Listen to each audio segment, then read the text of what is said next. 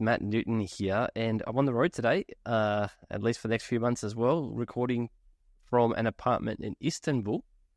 And it is a pleasure to have sitting with me someone who I've been wanting to talk for such a long time, Carol from Mr. and Mrs. Egypt. I actually didn't even confirm with you how to pronounce your surname. Carol El Hawari. Is that perfect. correct? Yes, that's right. Yep. Perfect. Thanks for coming on the podcast.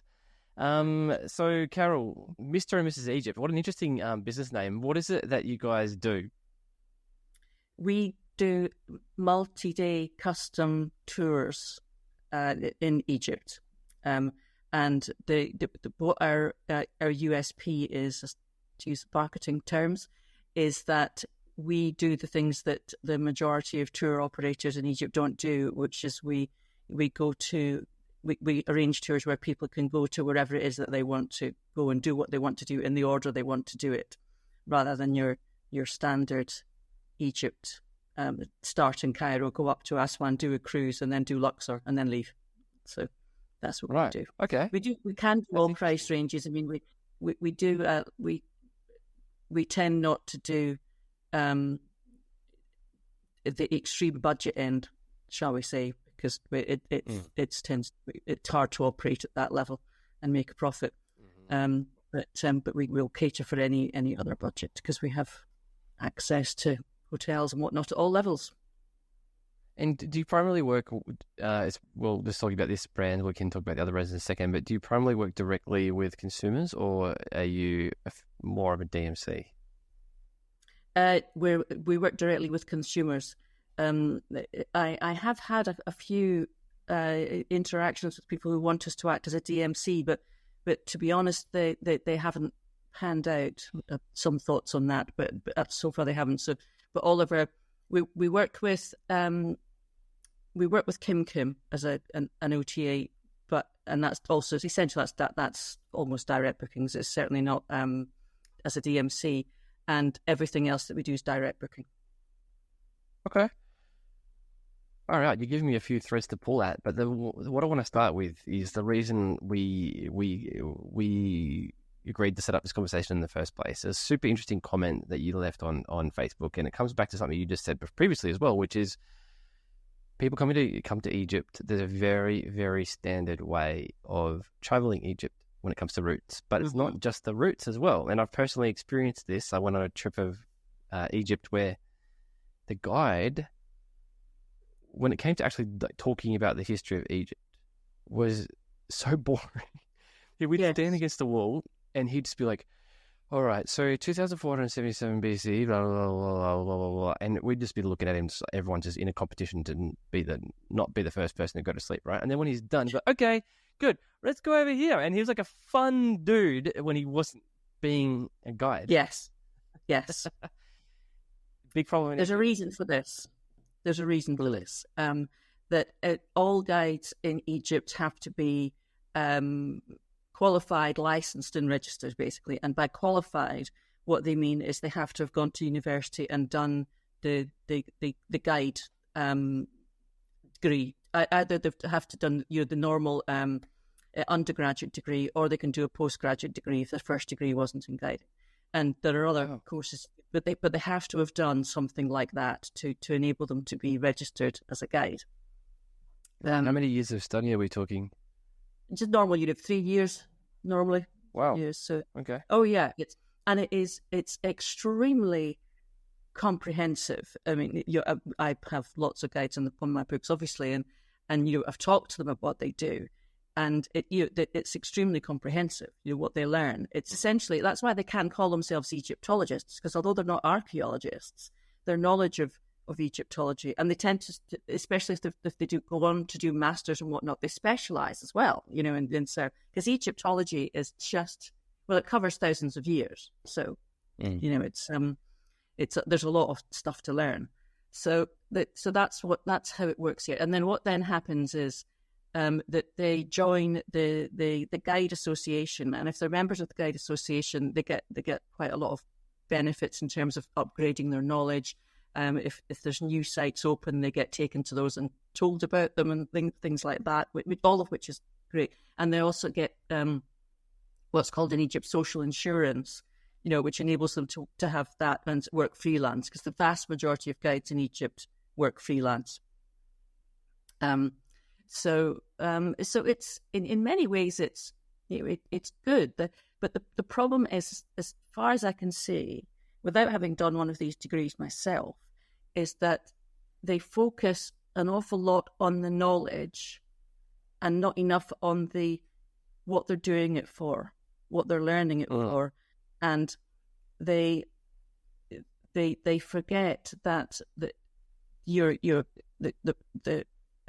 person who's on the receiving end of this knowledge actually doesn't care what dynasty it was, right? Doesn't care that there were even dynasties, So, and this is like, I've been with numerous tour guides in Egypt, and you're standing there pointing at something, and they say, and this was Pharaoh, because there were a lot of pharaohs over thousands of years. There were a lot of pharaohs. This is Pharaoh, somebody or other from dynasty this, and blah blah blah, and it was year X to Y, and I'm like, I don't care, I don't care. All right, and this is the thing, but you do get some. So I think what happens is there are, as Mitch is always saying, the thing about guiding is it's about storytelling. You get some who are natural storytellers.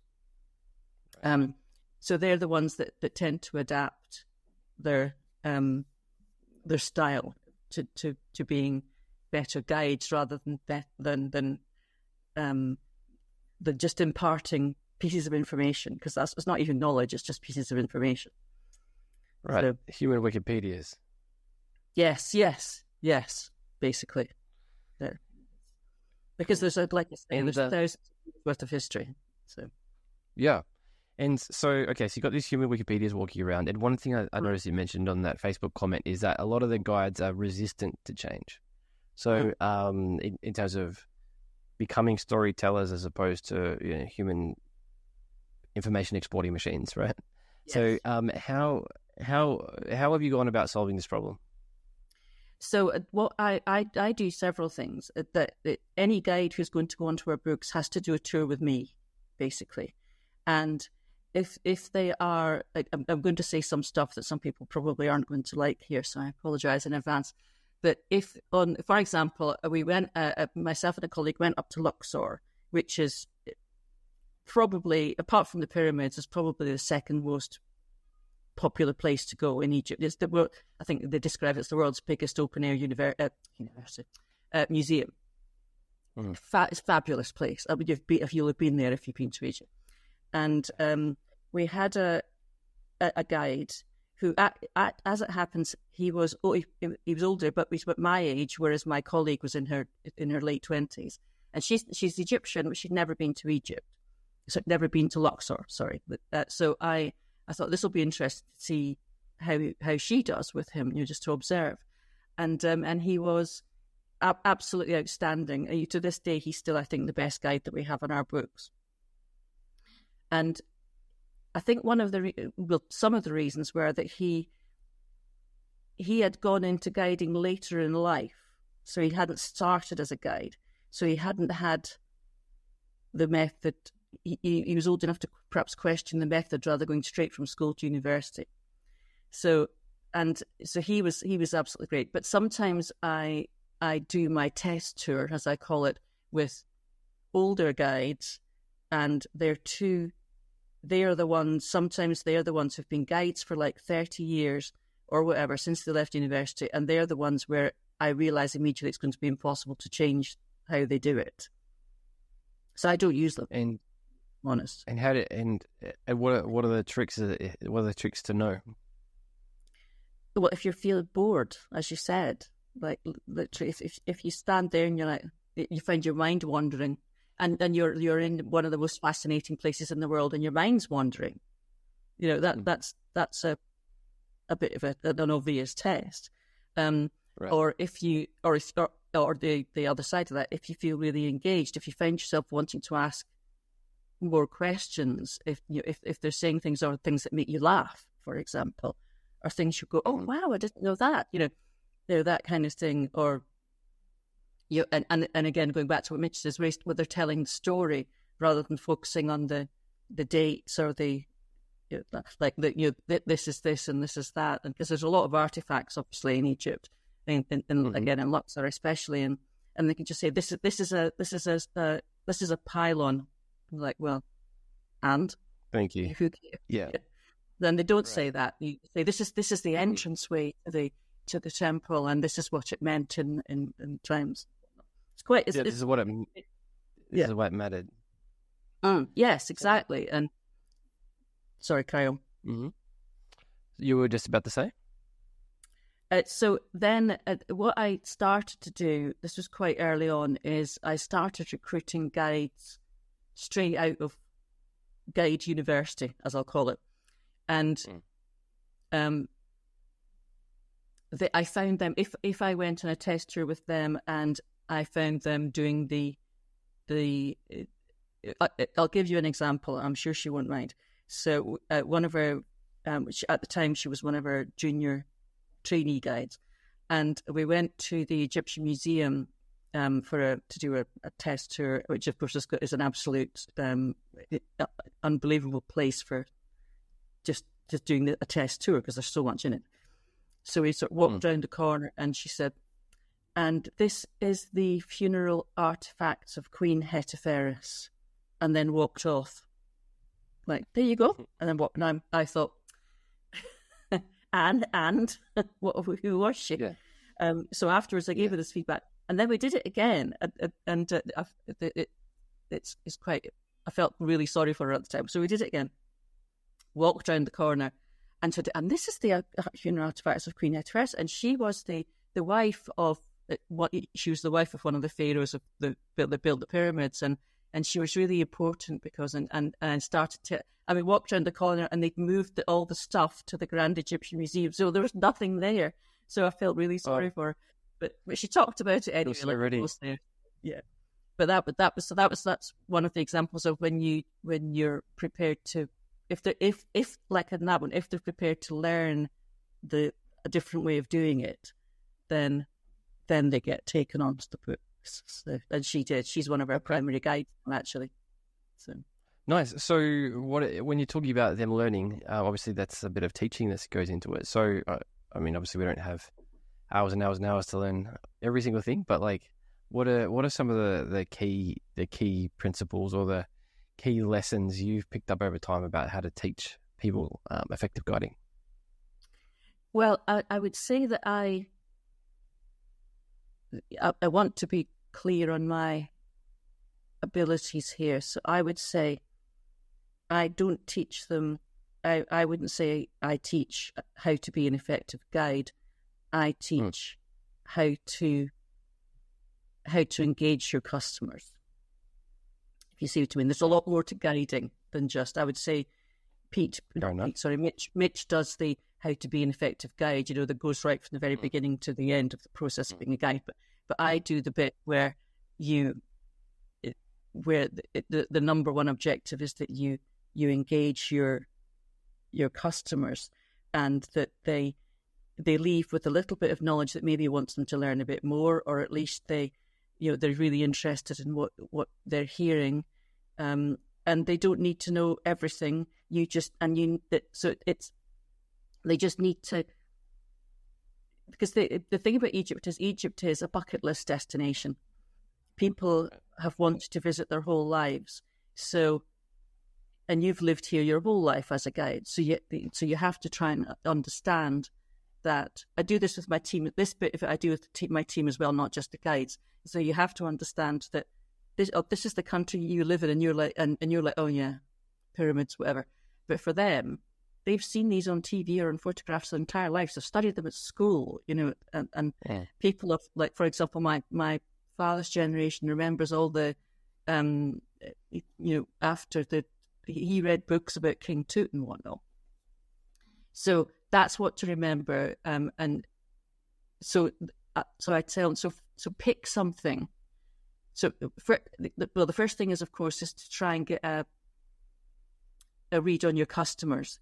And this, of course, because the more customers you have, the harder this becomes in one go, if you see what I mean. But get a gauge on what your customers might be interested in. What do they do? What do they read? What they seem to be interested in, and whatnot, and then there's because you can always in Egypt you can always find something that somebody is going to that's just going to engage something in there, because I one of the things I use is my before I moved to Egypt, I did an English teaching English as a foreign language course, and one of the things they say is it's called activate the schema, and the schema is whatever's in your brain. So you say things that will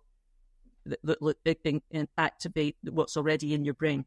So I don't use those terms to my guides, but I say use something to trigger something that they already know, not just about Egypt, but about their lives in general. So, for example, if you've got a doctor, you can say, like, for example, the National Museum of Egyptian Civilization has some extremely scary-looking instruments that they use, medical instruments that they used in ancient Egypt. Mm-hmm. So use those if you have people, because ancient Egypt, had all these kinds of people. So if you have writers, show them some hieroglyphics.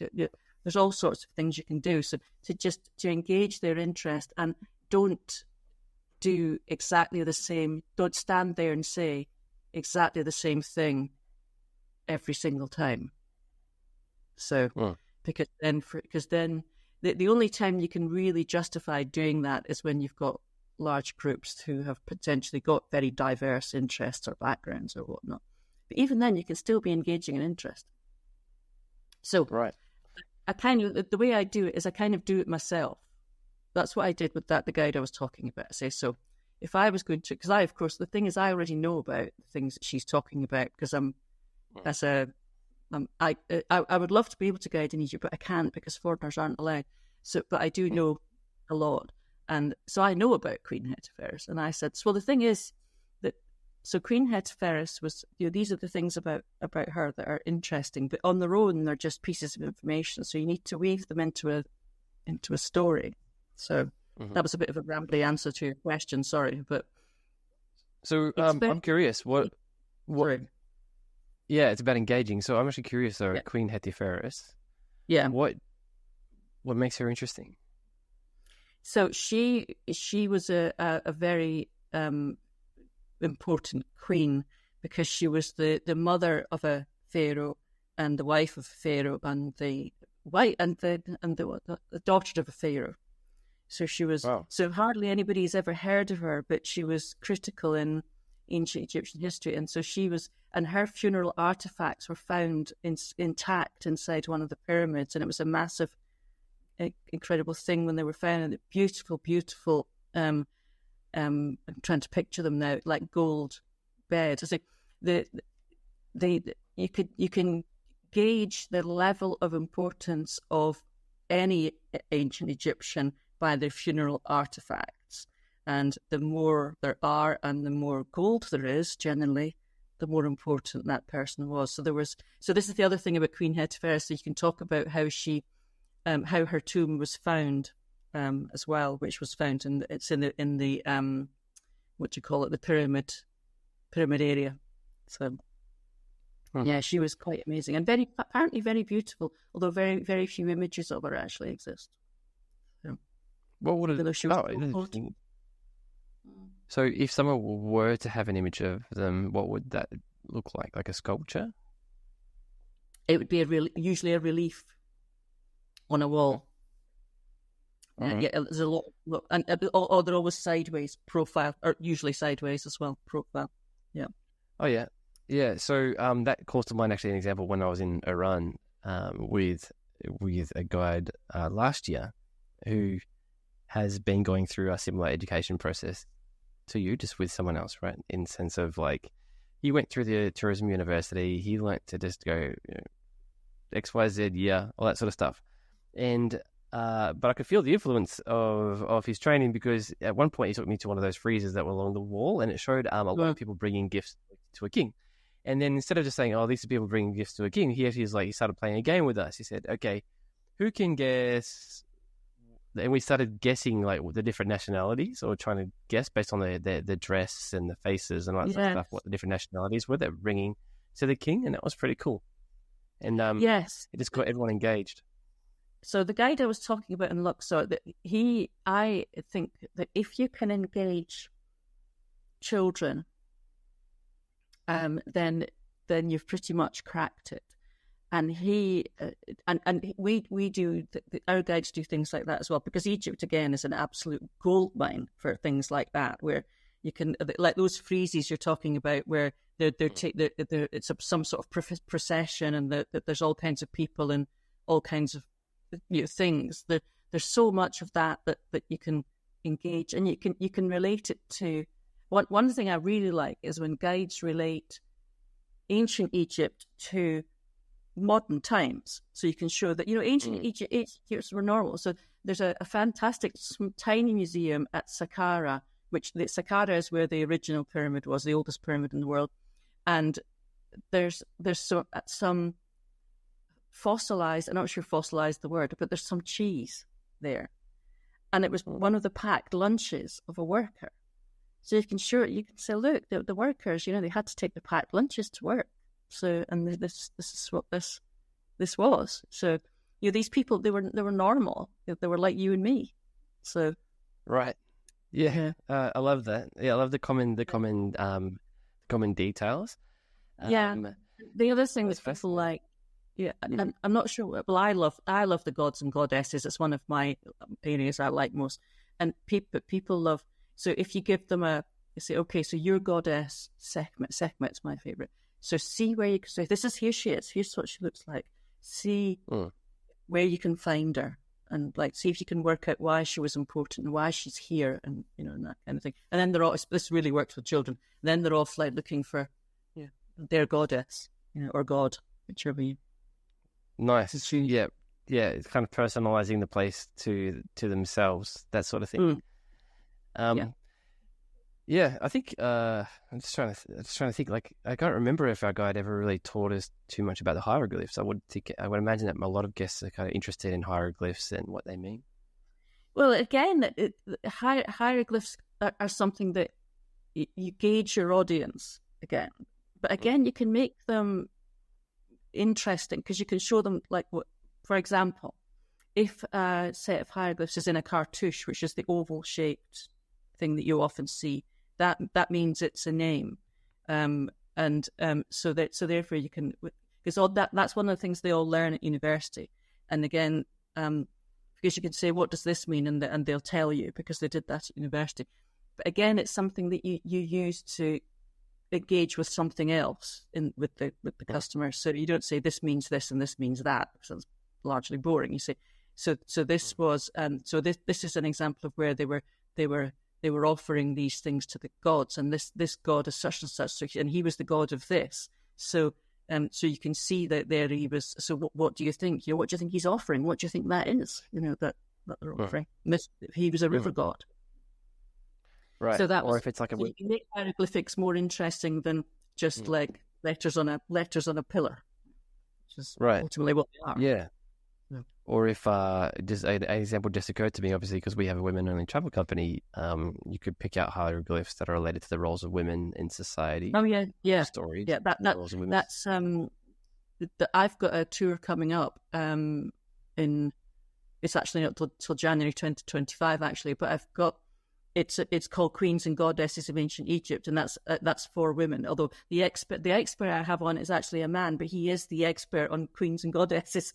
So and that's where we pick out not just the female pharaohs, of which there weren't very many over the thousands of years, but also the really significant queens as well, and talk about and the goddesses. So we go to all the places and we talk about the importance of, and take Isis for example. So we start in Alexandria, and Cleopatra used Isis to kind of convey to her population that she was divine. So she used Isis a lot, and so you see that in Alexandria. But then you go right up to Aswan, which is the very, very south of the country, to Philae Temple, and that's a whole temple dedicated to Isis. So you can see the influence of the goddess Isis, right from one end of the country to the other. And that's fascinating. So there's so much that you can really narrow down, if you want to, because you can't possibly do everything. I mean, you could go on holiday to Egypt every year of your life and not learn everything. But you can focus down to some really, really interesting things. To be fair, some people don't want to do that. Some people want to do what I said earlier, which is the fly to Cairo, see the pyramids, fly to Aswan, see a couple of things there, go on the cruise, go to Luxor. Then you'll see everything that's most important. But there's so much more and this is really why I started the company in the first. Well, I resurrected the company with my husband, because I wanted people to see there's so much in Egypt, so much. How did you end up in Egypt, by the way? I met my husband, who is Egyptian. That's what happened. I came on holiday came on holiday to Egypt, met my husband, and almost a year later, packed, gave up everything, moved to Egypt. Wow! So you met him while on a visit to Egypt? Well, on holiday, yeah, ironically, yeah. Wow! And you've been living in Egypt pretty much ever since, or? Yeah, 8 years. Yeah. Wow. Egypt. Do you speak Arabic? I speak enough Arabic to get by, which is to say a little bit of Arabic. Yeah. A little bit. But he's obviously he's been in the tourist industry since his early 20s. So he's self-taught but fluent speaker. He's a fluent speaker of English. So he just gets annoyed when I try and speak Arabic. So, right. Yeah, I know what you mean. Yeah. So obviously it's wonderful, by the way. I think that they have such a serious dedication to training guides. Obviously, just need to think more about the storytelling part. But beyond the challenge, obviously, of recruiting guides who understand the psychology of storytelling, what are some other challenges of running a company in Egypt? I can imagine it's not that easy at times. It absolutely isn't easy.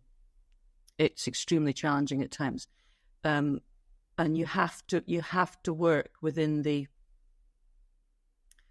system that exists here.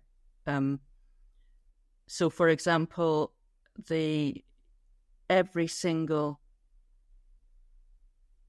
before some customers arrive, and this includes for day tours, so we have to do this for our day tours business as well.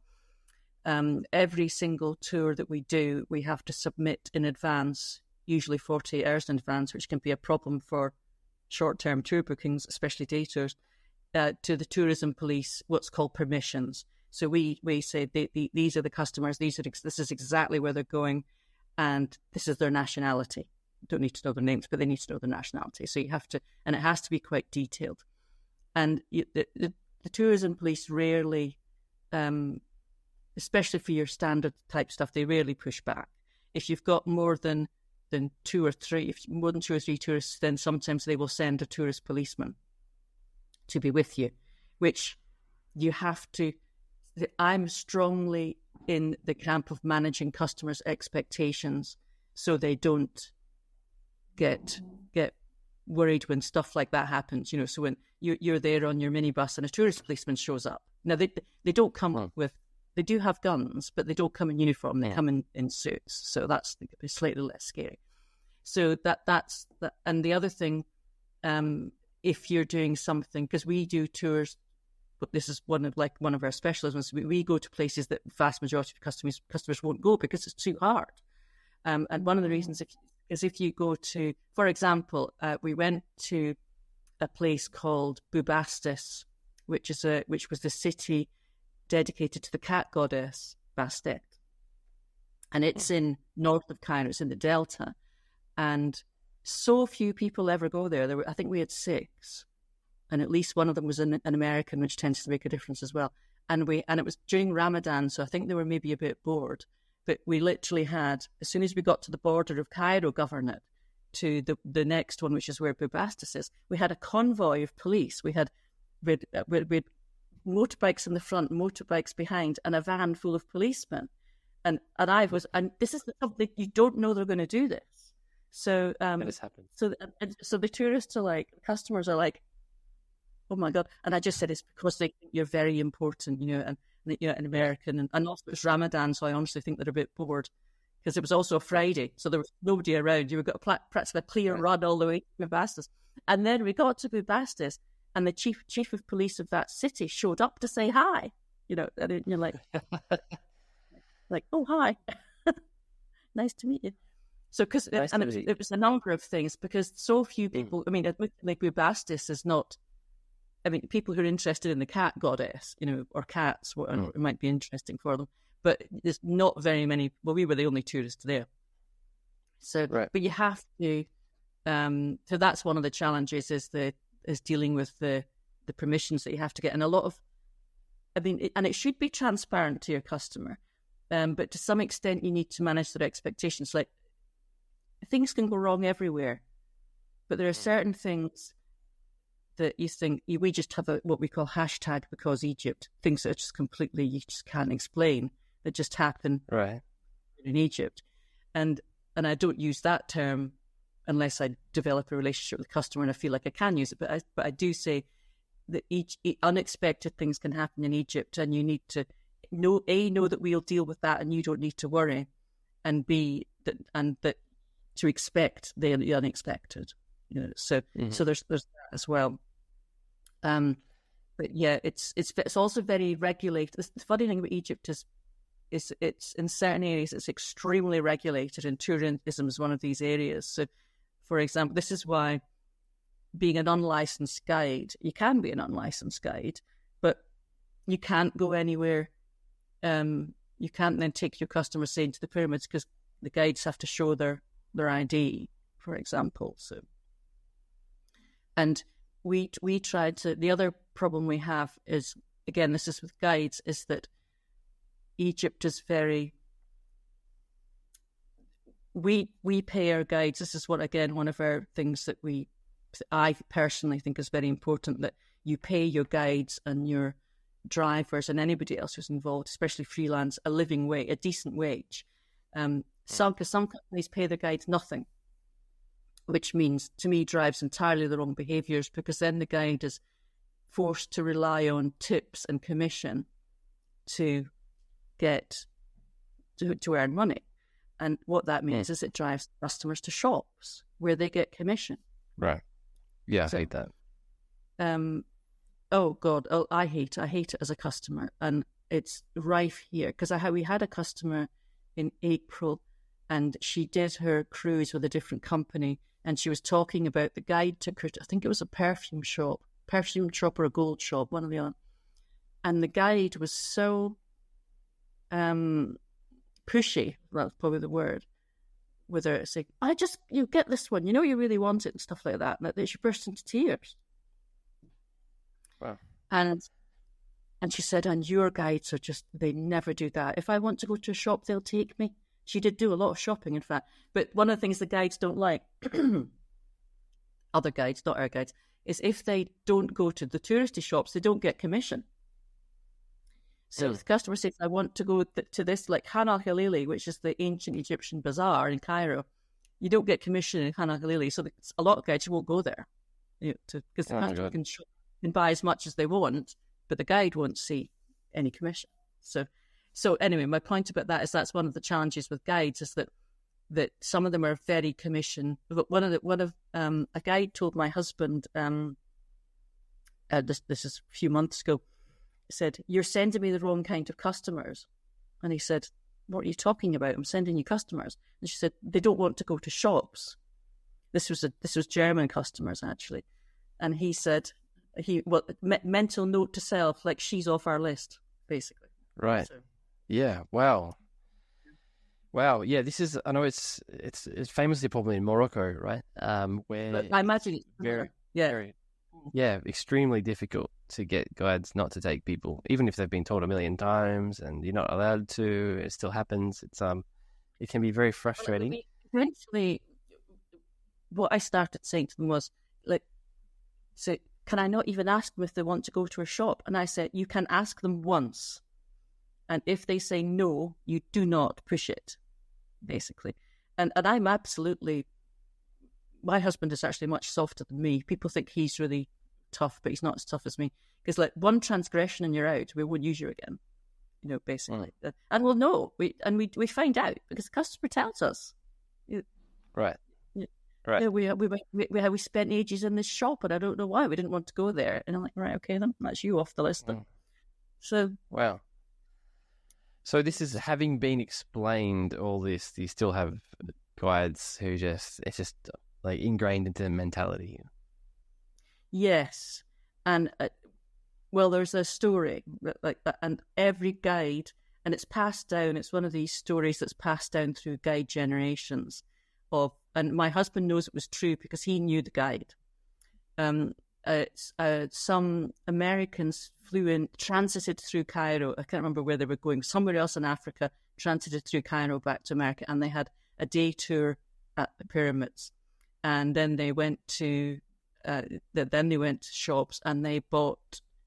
There was something like 40 of them, and they bought so much. They must have been rich, so much gold, God knows what, that the guide earned so much commission that he managed to give up guiding.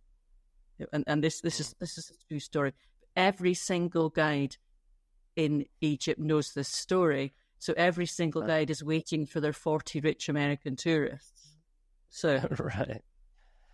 so It's the dream. pretty hard.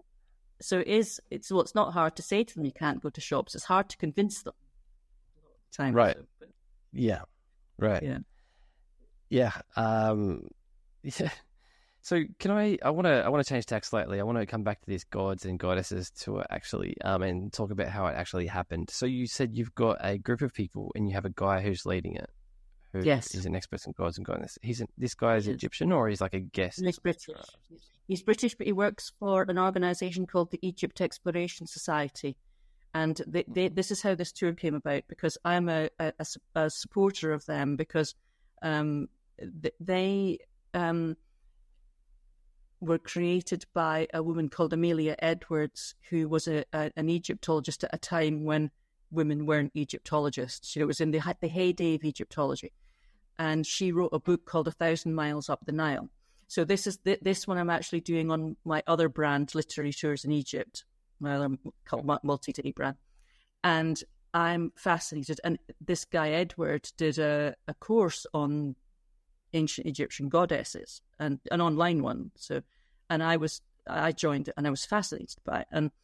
And I just got the germ of an idea, and I thought, and I was also at that, when I was thinking about it, I was thinking I really wanted to do something for women only. And also I wanted to focus on the women of ancient Egypt, especially the pharaohs, the female pharaohs, and how important religion was in ancient Egypt, which is where the goddesses comes in. And a lot of people talk about the gods, but both gods and goddesses were incredibly important to the ancient Egyptians. So I thought, well, why not combine the two? The queens and so I don't just do the queens who were pharaohs, but also queens who were very important, like for example, Nefertari, who was the queen of, probably apart from King Tut, the most famous pharaoh, Ramesses II, he ruled for some extraordinary length of time, like 60 years or something. But he had apparently the most beautiful woman in the world as his wife. So she was very influential. So that's how then I just started thinking, and then I asked a couple of people, do you think this would be of interest and whatnot? And everybody was extremely positive. So that's where it came from. And I'm a massive reader, as you can probably guess, with the Literary Tours in Egypt. So it wasn't, There's another book called When Women Ruled the World, written by an American Egyptologist called Kara Cooney. And a lot of it's based on her book as well. So how are you marketing this kind of trip? So you've put together Gods and Goddesses trip. You've got a leader. You've got a date. And I'm assuming what you're doing is you're recruiting individual guests to go on the trip. Correct? Yes, I am. Yes. So we've got. In fact, we're because it's quite niche. We're also focusing it not just on women, but also on solo travelers as well. So we're marketing it in places where solo travelers look, if you see what I mean. People who they're on their own, but they don't necessarily want to travel solo, if you see what I mean. So they're with a group of people, but who also want to have a bit of fun, but also learn a little bit about influential women in somewhere like ancient Egypt. So we're doing it that way. In fact, it's something we're just talking about at the moment. In fact, I have a strategy meeting later on, maybe today or tomorrow, with one of my because I have she calls herself a virtual assistant, but she's not a virtual assistant. She worked for the Arts Council of England, so she's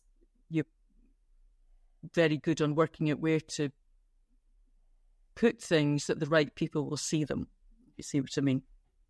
But I mean, it's in January 2025, so we're only really just starting to really push it now. So we've got. So if you have any ideas, Matt, I'm very happy to hear them on how to get that in front of the right people. Right. Yeah. At the moment, I'm a bit of a one trick pony. We use Facebook, Instagram paid a lot. Yes, we'll certainly be doing that. And we do a lot of email marketing off the back of that. But people subscribe to our email list, having found us on Facebook. And then we do organic. So that's basically it. It's all connected to Facebook or emails we've gotten off of Facebook. So that's what was part of the reason I was asking. Yeah, your biggest, in terms of advertising, it'll be Facebook, I imagine. Yeah. And in general after with that, your then on Wednesday after I've had the meeting. Sorry? So, but just in general with your literary tours, how have you gone about promoting that sort of thing? Are people sitting there in Google looking for this kind of thing? I'm assuming not, right? No, so how are they finding it? We've always had trouble working out how to promote literary tours in Egypt because it is so niche. When I say niche, though, it's still of a lot of people are really interested in it. But in fact, I've changed because literary tours in Egypt was my first one.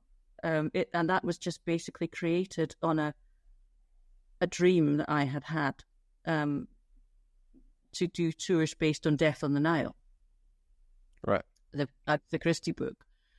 And what I've come to realize from talking to a lot of customers and potential customers is that they don't necessarily want to do an entire tour based on the book.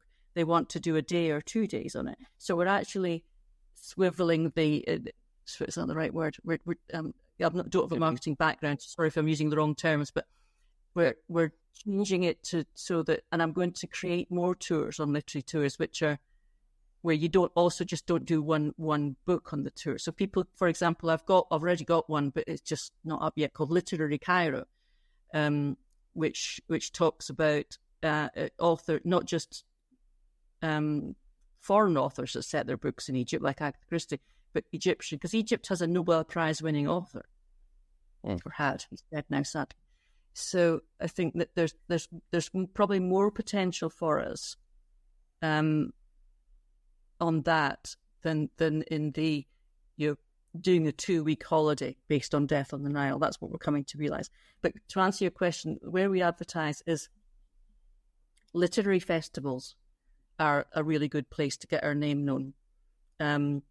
So, for example, last year we did one called Bloody Scotland, and it's a crime fiction festival. All right. In Scotland, and it's really big now. And what we did, Chris created an advert for us with a Hercule Poirot quote from Death on the Nile as part of they should let you have a 30-second advert, and that got us, and we handed out the leaflets. Didn't work, but then you have to try stuff to see. But I created bookmarks, and the bookmarks were, one of my team drew it. She created the image that's on the bookmark, and they were really popular. Even if people don't read real books anymore, they still want a free bookmark. So we just handle it now, and it's all just about building our list. And we did a tiny festival last year as well, which we're doing again this year, where even some of the other people, some of the organisers were like, "Oh, let me take that because we wanted to go to Egypt." And of course, they're all literary fans, because this is a book festival. So it's thinking outside. We were going to have a crime writing retreat, but we've had to postpone that for a number of reasons. But we had a Sunday Times journalist who was interested in coming on that as well. And if we do manage to do that, then that'll be an enormous coup for us to sell the retreat type of holiday. Fingers crossed.